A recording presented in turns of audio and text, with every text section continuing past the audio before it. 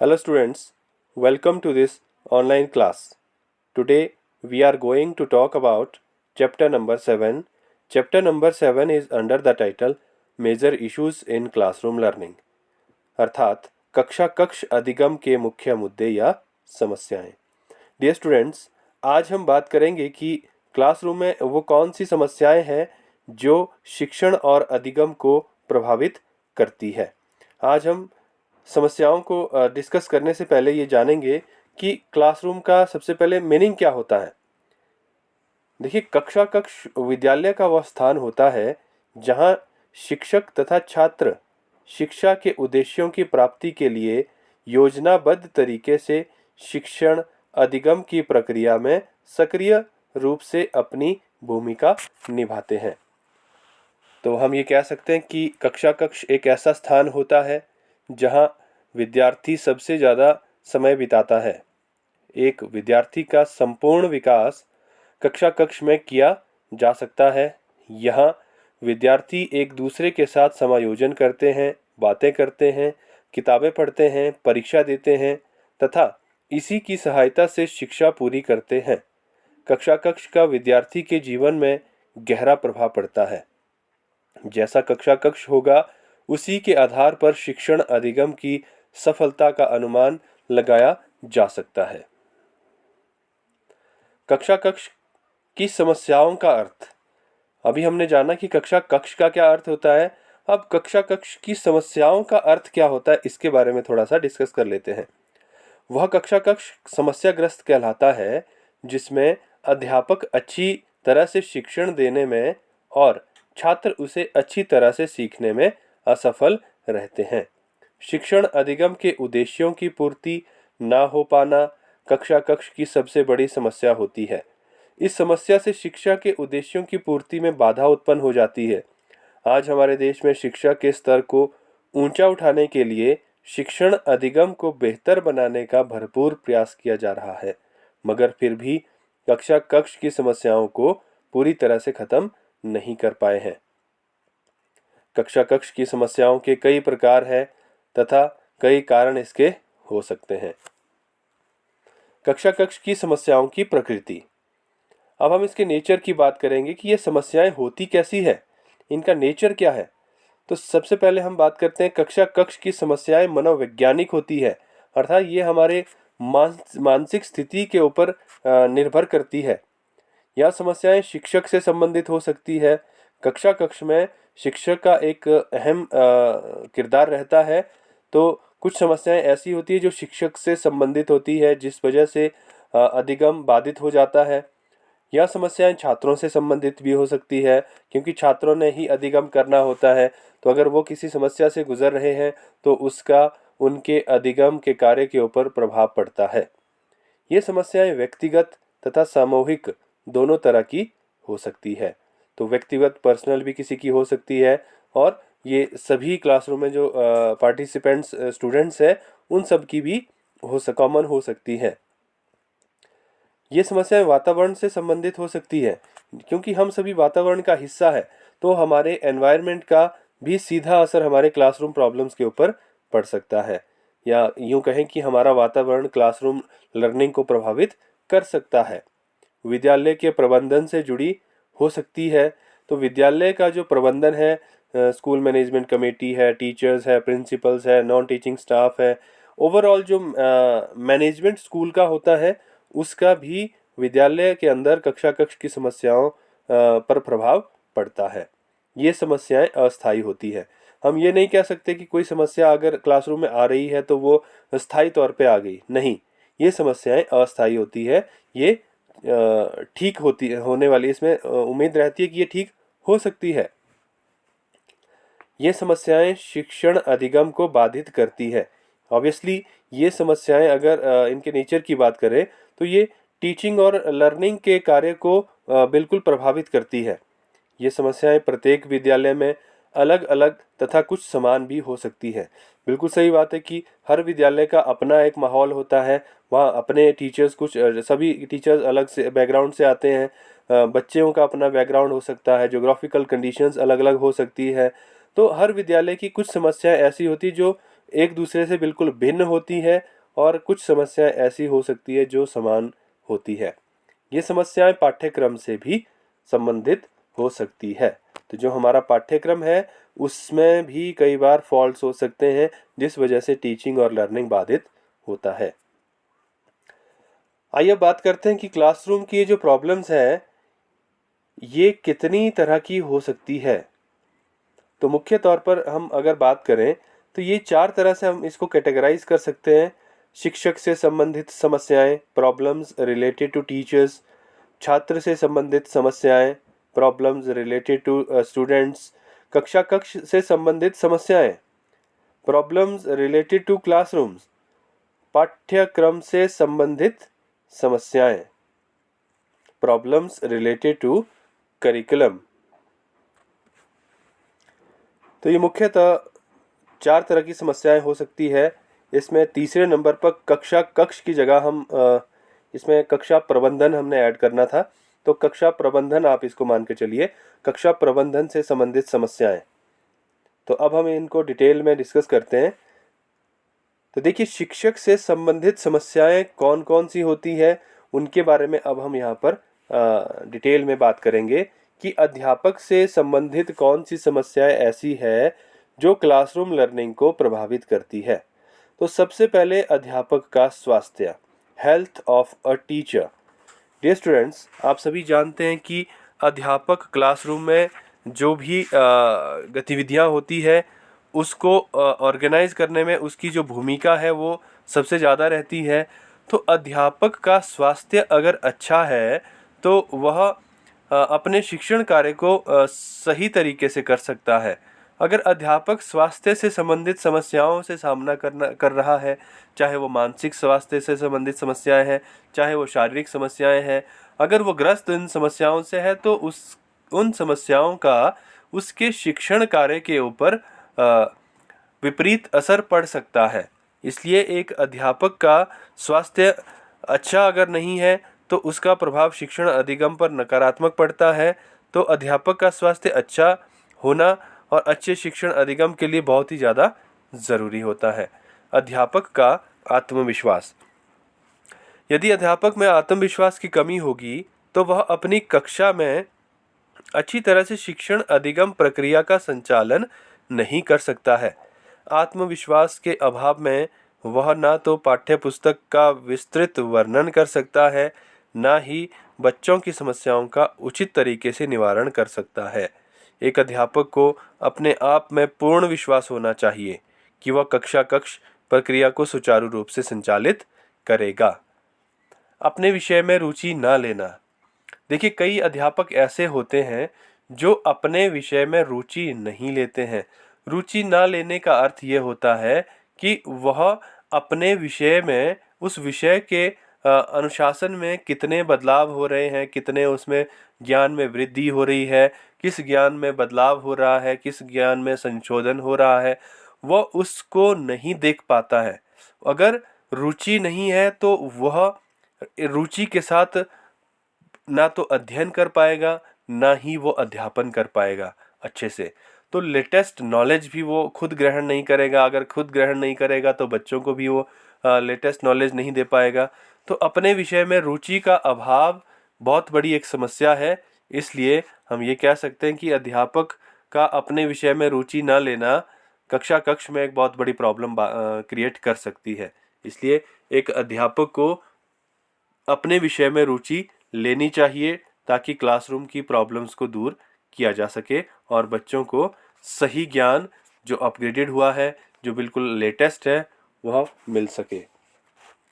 विषय ज्ञान में या विषय में ज्ञान की कमी। तो देखिए, कंटेंट के ऊपर मास्टरी की जब हम बात करते हैं तो अगर क्लासरूम में टीचर कोई टीच करने जा रहा है तो वहाँ पर बाधा तब खड़ी होती है, लर्निंग तब प्रभावित होती है जब टीचर का उस कंटेंट के ऊपर जिसे वह पढ़ा रहा है उसके ऊपर मास्टरी नहीं है। अगर उसे खुद उस विषय में ज्ञान की कमी है, खुद वह उस विषय के बारे में कम जानता है, तो वह असहज महसूस करेगा उस क्लासरूम में जहाँ वो टीच कर रहा है, तो बच्चों को भी वो अच्छी तरीके से सेटिस्फाई नहीं कर पाएगा। इसलिए विषय में ज्ञान की कमी होना क्लासरूम में एक बहुत बड़ी अधिगम से संबंधित बाधा खड़ी कर सकता है। इसके बाद अगर हम बात करें तो विद्यालय के कार्यों का अतिरिक्त भार होना।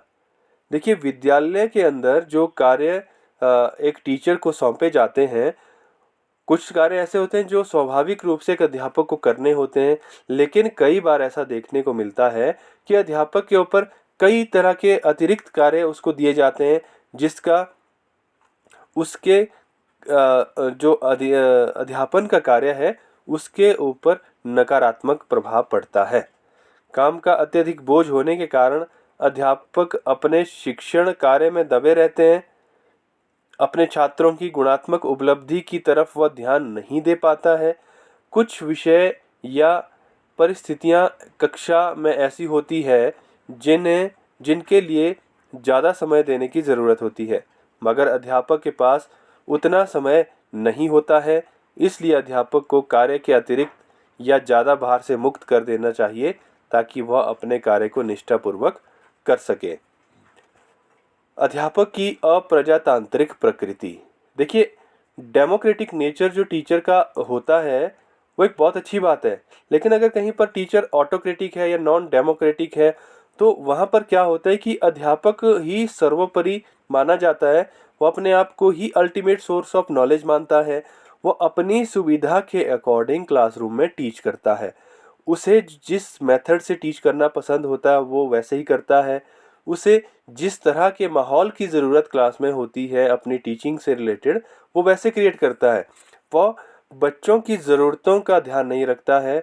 ऑटोक्रेटिक टीचिंग में टीचर बच्चों की सहूलियत के लिए, बच्चों की सुविधा के लिए वो अपनी टीचिंग को प्लान नहीं करता है। उसका सिर्फ और सिर्फ ऑब्जेक्टिव ये होता है कि वह जो पढ़ाना चाहता है, जैसे पढ़ाना चाहता है वैसे ही वह पढ़ाएगा। तो ये एक बहुत बड़ी समस्या बन जाती है जहाँ पर अप्रजातांत्रिक अध्यापन की प्रकृति होती है। इसलिए अध्यापन ऐसा होना चाहिए जहाँ पर क्लासरूम में सभी बच्चों की प्रकृति के अनुसार, सभी बच्चों के इंडिविजुअल डिफरेंसेस को ध्यान में रखते हुए टीचर टीचिंग को प्लान करे। ऐसी क्लासरूम में लर्निंग आउटकम अच्छी आती है।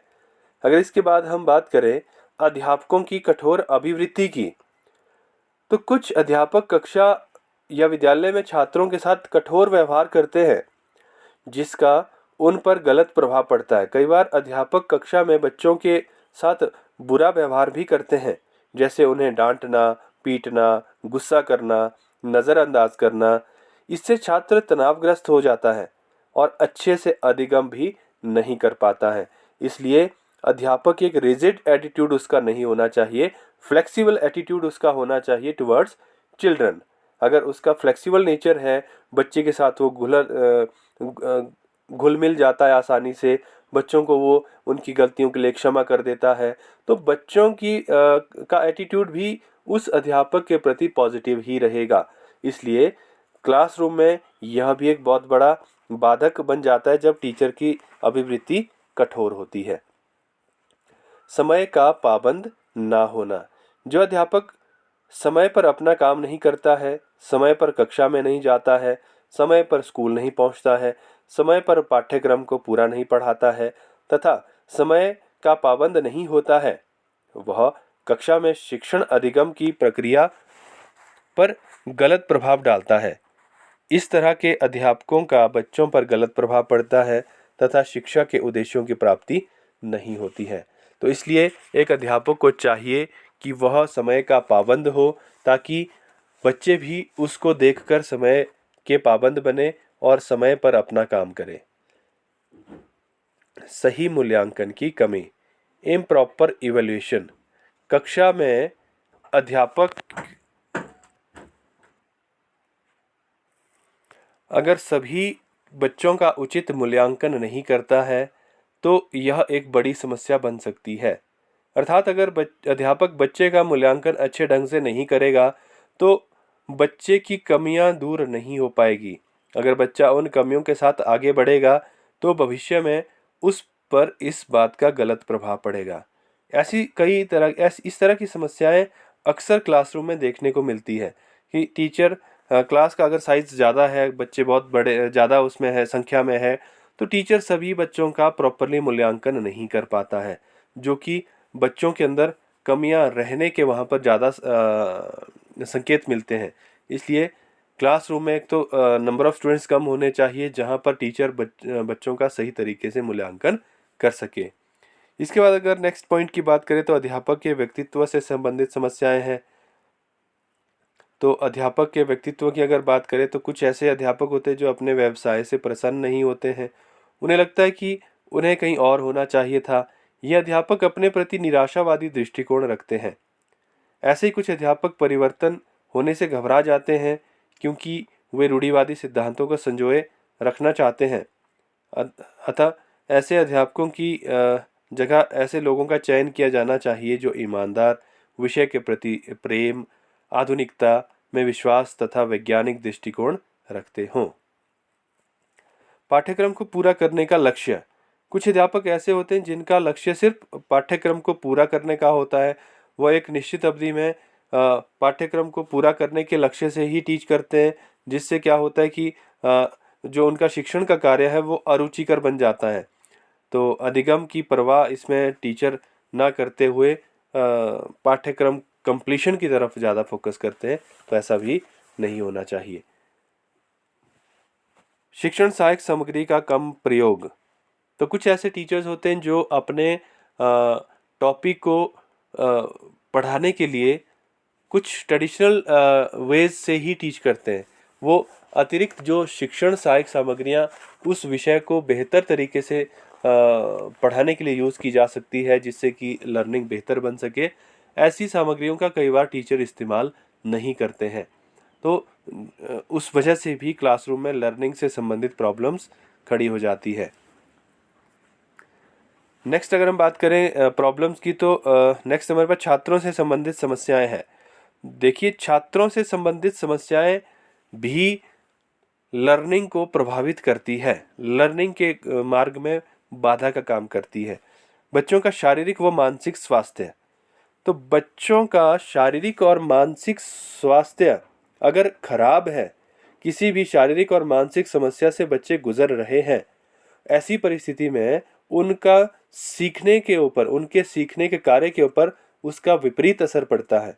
इसलिए बच्चों का स्वस्थ होना शारीरिक तौर पर भी और मानसिक तौर पर भी अच्छे अधिगम को सुनिश्चित करता है। बुरी आदतें। कुछ स्टूडेंट्स ऐसे होते हैं जिन्हें जिनमें बुरी आदतें होती है, जैसे लड़ाई झगड़ा करना, दूसरों का सम्मान ना करना, चोरी करना, समय पर स्कूल ना आना, अनुशासनहीनता इत्यादि कई तरह की बुरी आदतें बच्चों में हो सकती है। ऐसे विद्यार्थी कक्षा के वातावरण को खराब करते हैं और शिक्षण तथा अधिगम की क्रिया में बाधा पहुंचाते हैं।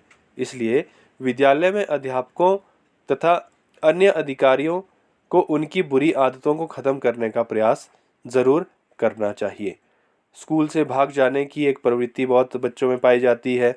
तो अगर बच्चों में स्कूल से भागने की आदत है तो जाहिर सी बात है कि उनके अधिगम पर उसका नकारात्मक असर निश्चित तौर पर पड़ेगा।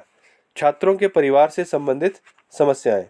तो छात्रों के परिवार से संबंधित समस्याएं हम सभी जानते हैं कि बच्चों के परिवार के वातावरण का उन बच्चों के ऊपर असर पड़ता है। परिवार का माहौल अगर अच्छा होगा, शांत माहौल होगा, प्यार प्रेम से सभी रहते हैं, तो उसका बच्चे के अधिगम के ऊपर भी अच्छा असर पड़ता है।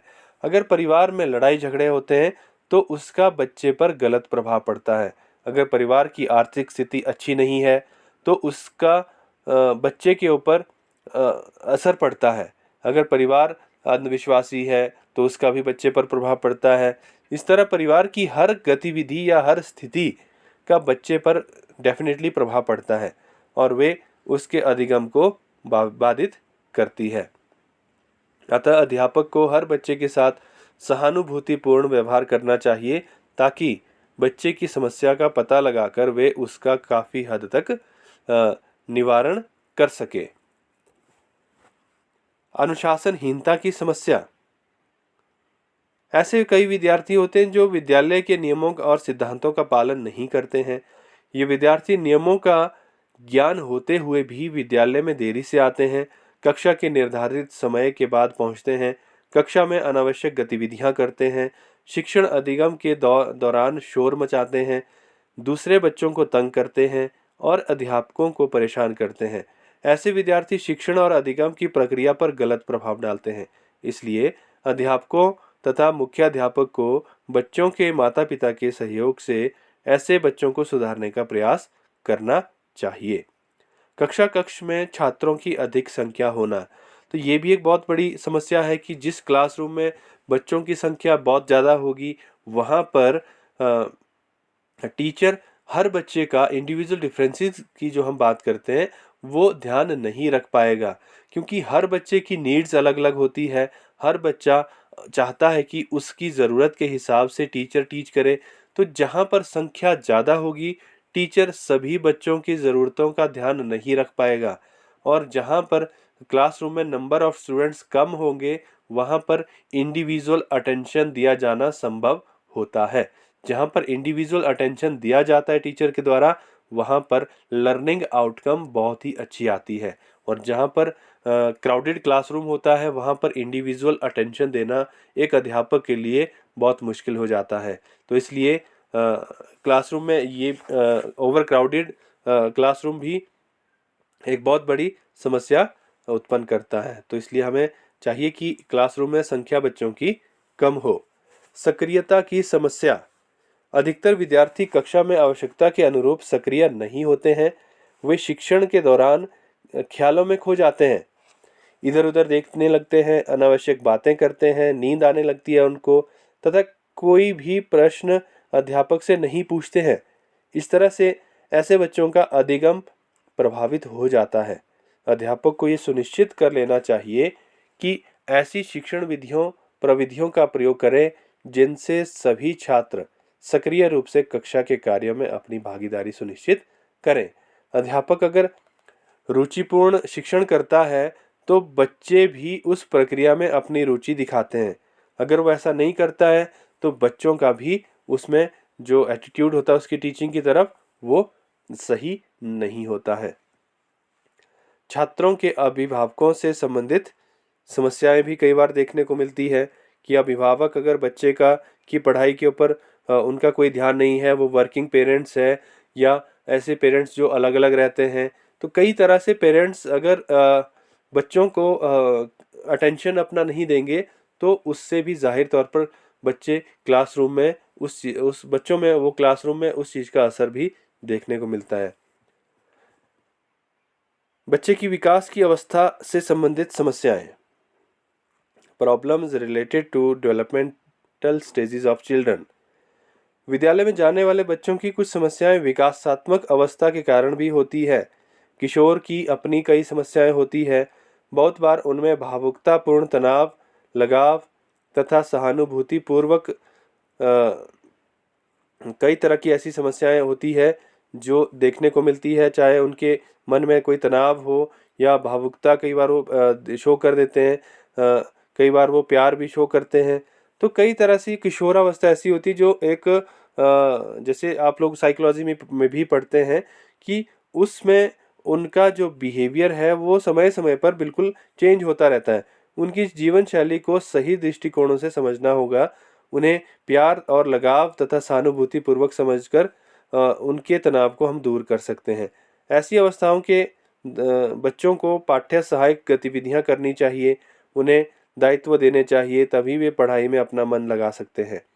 तो ये तो किशोरावस्था की हमने बात की। बाल्यावस्था भी ऐसी होती है, उसमें भी बच्चे विकास की दौर से गुजर रहे होते हैं। वहाँ पर भी उनको कई तरह की समस्याओं का सामना करना होता है। तो टीचर को चाहिए कि वो उनकी समस्याओं से संबंधित उनको वो बार बार गाइड भी करते रहे और उनकी समस्याओं से निजात पाने के लिए उनको कुछ मार्गदर्शन उनका देते रहे।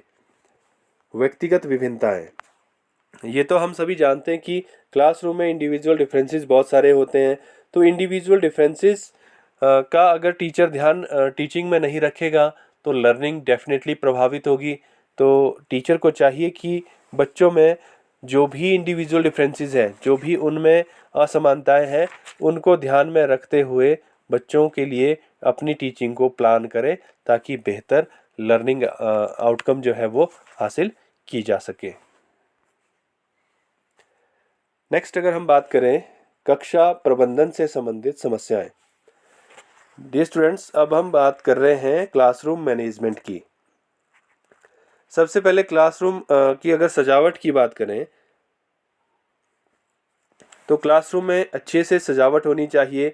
कई विद्यालय ऐसे होते हैं जहाँ पर बिल्कुल दीवारें नीरस होती है, क्लासरूम में अच्छे से कलर्स का इस्तेमाल नहीं किया गया होता है। तो कक्षा के कमरे की सजावट का विशेष इसमें महत्व दिया जाना चाहिए और वहाँ पर विशेष तौर पर रंगों, आकृति, चित्रों आदि से उसको सजाना चाहिए। इससे बच्चे को सीखने में मदद मिलती है। कक्षा के आकार से संबंधित समस्याएं। तो क्लासरूम का जो साइज है वो बिल्कुल सही होना चाहिए। एक तो कमरा बड़ा होना चाहिए और उसके अंदर जो बच्चे बैठेंगे उनकी संख्या भी कम होनी चाहिए ताकि अच्छी तरह से बच्चे वहाँ पर लर्निंग कर सके। और भीड़ भाड़ वाले इलाके से या भीड़ भाड़ वाली जगह से क्लासरूम थोड़ा साइड में होना चाहिए जहाँ पर शांति से शिक्षण और अधिगम का कार्य किया जा सके। अनुपयुक्त फर्नीचर। सामान्य तौर पर हमारे विद्यालयों में पर्याप्त मात्रा में उपयुक्त फर्नीचर की व्यवस्था नहीं होती है। तो हम देखते हैं कि बच्चे ज़्यादातर स्कूल में ही अपना टाइम व्यतीत करते हैं, रोज़ वो स्कूल में रहते हैं, फर्नीचर का इस्तेमाल करते हैं। तो फर्नीचर ऐसा होना चाहिए जिसमें बच्चों को आरामदायक स्थिति मिले और सुखद वो महसूस करे। तो इसके लिए विद्यालयों में न्यूनतम सुविधाएं ऐसी होनी चाहिए जिसमें ज़रूरी मेज़, कुर्सी, मूल सुविधाएं जैसे शौचालय, पीने का पानी इत्यादि। तो जहाँ पर बच्चे कंफर्ट फील करें, चाहे वो ग्रामीण क्षेत्र है चाहे वो शहरी क्षेत्र है, वहाँ के आधार पर बहुत जो भौगोलिक ढांचा है और जिस भी तरह से उनकी ज़रूरतें हैं उस तरह से जो फर्नीचर है उसकी व्यवस्था की जानी चाहिए। अनुपयुक्त उपकरण। तो ऐसे उपकरण भी हम सभी जानते हैं कि क्लासरूम में ज़रूरी होते हैं जिससे बच्चे अच्छे से सीखते हैं। तो हर स्कूल में, हर क्लासरूम में उपकरणों की उपलब्धता सुनिश्चित की जानी चाहिए जिससे लर्निंग को बेहतर बनाया जा सके। रोशनदानों की बुरी दशा भी क्लासरूम की एक बहुत बड़ी प्रॉब्लम हो सकती है। कई विद्यालयों में भवन निर्माण के सही तरीके का इस्तेमाल नहीं किया जाता है जिस वजह से विद्यालय भवन का निर्माण प्रभावित होता है। इसकी वजह से कक्षा कक्ष में पर्याप्त रोशनदान की कमी होती है। तो रोशनदान की कमी होने से शुद्ध हवा और शुद्ध जो रोशनी है वो नहीं मिल पाएगी। इसलिए जिस वजह से स्वास्थ्य से संबंधित समस्याओं का बच्चों को सामना करना पड़ सकता है। तो ये भी हमें ध्यान रखना चाहिए कि रोशनदान अच्छे होने चाहिए, शोर नहीं होना चाहिए। जो हमारा क्लासरूम है या हमारा स्कूल है उसके इर्द गिर्द अगर शोर वाली कोई स्थिति होगी, चाहे वो मान लीजिए सिनेमा घर है, कोई बहुत बड़ा बाजार है, तो उसका बच्चों के ऊपर नेगेटिव असर पड़ेगा। अगर शांत जगह पर स्कूल होगा तो बच्चों की पढ़ाई के ऊपर उसका सकारात्मक असर पड़ेगा। अध्यापक और राजनीति। अध्यापक और राजनीति, आप सभी जानते हैं कि कुछ अध्यापक ऐसे होते हैं जो एक ही विद्यालय में रहना पसंद करते हैं। जब उनकी ये इच्छा राजनीतिक सहयोग से पूरी हो जाती है तो वे अध्यापक कार्य के प्रति लापरवाह हो जाते हैं। राजनीतिक आश्रय होने से ऐसे अध्यापक का काम के प्रति रुझान कम होना एक बहुत बड़ी समस्या है। ऐसे अध्यापकों की वजह से कक्षा अधिगम बाधित हो जाता है। कार्य का अत्यधिक भार, जैसा पीछे भी हमने डिस्कस किया कि टीचर के ऊपर एक्स्ट्रा बर्डन नहीं होना चाहिए टीचिंग के अलावा। पाठ्य सहगामी क्रियाओं का अभाव। क्लासरूम में या फिर एक स्कूल के अंदर को करिकुलर एक्टिविटीज़ का जहाँ पर अभाव है वहाँ पर बच्चे अच्छे से नहीं सीख पाते हैं। तो ये सुनिश्चित किया जाना चाहिए कि हर स्कूल में, हर क्लासरूम में बच्चों को जो को करिकुलर एक्टिविटीज़ है उसमें पार्टिसिपेट करने का ज़रूर मौका दिया जाना चाहिए। शिक्षण सहायक सामग्री के अभाव की समस्या। तो शिक्षण सहायक सामग्री हमने पीछे भी डिस्कस किया कि क्लासरूम में अगर शिक्षण सहायक सामग्री की कमी है तो टीचर बेहतर तरीके से टीच नहीं कर पाएगा और लर्नर बेहतर तरीके से लर्न नहीं कर पाएंगे। अब हम बात करेंगे कि पाठ्यक्रम से संबंधित समस्याएं। कुछ समस्याएं ऐसी होती है जो पाठ्यक्रम से संबंधित होती है। तो पाठ्यक्रम से संबंधित समस्याओं में सबसे पहले कला एवं पाठ्य सहगामी क्रियाओं का अभाव। शिक्षा सृजनात्मक अभिव्यक्ति के लिए बहुत महत्व रखती है, किंतु वर्तमान समय में ललित कलाओं को निम्न दृष्टि से देखा जाता है तथा पाठ्यक्रम में उन्हें उचित स्थान प्रदान नहीं किया जा रहा है। शिक्षा में कलाओं के अभाव से के परिणाम स्वरूप सौंदर्यात्मक मूल्यों का ह्रास होता है। इसके साथ पर्याप्त मात्रा में पाठ्य सहगामी क्रियाओं को पाठ्यक्रम में स्थान नहीं दिया जाता है, जिससे बच्चे का चहुमुखी विकास नहीं हो पाता है। दूसरा है नैतिक शिक्षा का अभाव। आज हम देखते हैं कि नैतिक शिक्षा का भी बहुत बड़ा अभाव देखने को मिलता है। वर्तमान समय में पाठ्यक्रम के अंतर्गत नैतिक शिक्षा को एक अनिवार्य विषय के रूप में नहीं बनाया गया है, जिससे हमारी शिक्षा के लक्ष्यों की प्राप्ति में बाधा उत्पन्न हो रही है। आर्थिक, सैद्धांतिक और पुस्तकीय पाठ्यक्रम। विद्यालय में जिस पाठ्यक्रम को वर्तमान समय में पढ़ाया जाता है वह अधिक सैद्धांतिक ज्ञान पर आधारित है। इसमें व्यवहारिक ज्ञान तथा गतिविधियों को कम स्थान दिया गया है, जिससे बच्चे पढ़ाई में रुचि नहीं लेते हैं और उनका अधिगम स्तर निम्न हो जाता है। इसके साथ साथ हमारा पाठ्यक्रम पुस्तक केंद्रित है। इसमें पुस्तकीय ज्ञान को बहुत ज़्यादा महत्व दिया जाता है, जो कि नहीं होना चाहिए। इस समस्या को भी दूर किया जाना चाहिए। परीक्षा केंद्रित पाठ्यक्रम, जिसमें बच्चे को परीक्षा पास करने के लिए ही फोकस किया जाता है। तो परीक्षा पास करने के लिए अगर हम परीक्षा केंद्रित पाठ्यक्रम ही बनाएंगे तो वो भी एक समस्या है। इसमें शिक्षण अधिगम की प्रक्रिया परीक्षा केंद्रित होती है। आज परीक्षा में अच्छे अंक हासिल करने के लिए बच्चों की स्वतंत्रता को उनसे छीना जा रहा है, जो कि उनके विकास तथा वृद्धि में बाधा उत्पन्न पैदा करती है। अतः परीक्षा केंद्रित पाठ्यक्रम में थोड़ा सुधार करने की जरूरत है। अरुचिपूर्ण पाठ्यक्रम। पाठ्यक्रम शिक्षण अधिगम प्रक्रिया का एक अभिन्न पक्ष होता है। यदि कक्षा में पाठ्यक्रम बच्चों के स्तर, रुचि और आवश्यकता के अनुरूप नहीं है तो बच्चे के लिए वह एक परेशानी का कारण हो सकता है। इसलिए पाठ्यक्रम ऐसा होना चाहिए जिसमें शिक्षा का लक्ष्य भी पूरा हो सके और रुचिपूर्ण तरीके से बच्चे अपनी भागीदारी सुनिश्चित करें।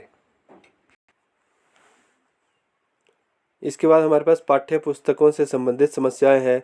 तो पाठ्य पुस्तकें भी ऐसी होनी चाहिए जिसमें कलर्ड फॉर्म में प्रेजेंट किया गया हो, हर कंटेंट को पिक्चर्स का प्रॉपर इस्तेमाल किया गया हो और अच्छे एग्जाम्पल्स को दिया गया हो। तो क्लासरूम में अगर हम बात करें टेक्स्ट बुक्स की, तो टेक्स्ट बुक ऐसी हो जो बच्चों के इंटरेस्ट को भी ध्यान में रखे, साइकोलॉजिकल जो प्रिंसिपल है उसका भी ध्यान रखे और बच्चे अच्छी तरह से उसको पढ़ना पसंद करे, ऐसी उसमें व्यवस्था होनी चाहिए। तो क्लासरूम में हमें ये सुनिश्चित करना चाहिए कि हमारी पाठ्य पुस्तकें आकर्षक हो, सुंदर हो और रुचिकर हो। अंतिम इसमें पाठ्यक्रम से संबंधित समस्या संचार माध्यम एवं शैक्षिक तकनीकी से है। देखिए, आज संचार माध्यम के बहुत सारे हमारे पास साधन हैं। शैक्षिक तकनीकी का हम इस्तेमाल करते हैं शिक्षण कार्य को बेहतर बनाने के लिए। तो कई बार कई क्लासरूम्स ऐसे अभी हमारे देश में है जहाँ पर संचार माध्यमों को प्रॉपरली यूज़ नहीं किया जाता है। जैसे स्मार्ट बोर्ड है, कंप्यूटर है, एजुकेशनल जो फिल्म्स है, प्रोजेक्टर के थ्रू हम टीच करते हैं। तो इस तरह से अगर हम शैक्षिक तकनीकी को सभी बच्चों के लिए प्रोवाइड नहीं कर पाते हैं तो ये भी क्लासरूम लर्निंग की एक बहुत बड़ी बाधा है, क्योंकि इस तकनीकी के माध्यम से हम शिक्षण को बेहतर से बेहतर बना सकते हैं। इसलिए ये सुनिश्चित किया जाना चाहिए कि देश के हर स्कूल में, हर क्लासरूम में संचार माध्यम एवं शैक्षिक तकनीकी का अच्छी तरीके से इस्तेमाल किया जा सके। तो ये कुछ एक ऐसी समस्याएं थी जो क्लासरूम लर्निंग को प्रभावित करती है।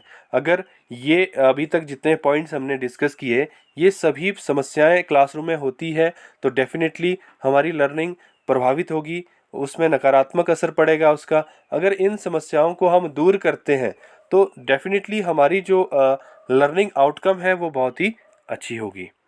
That's all about this topic. Thank you.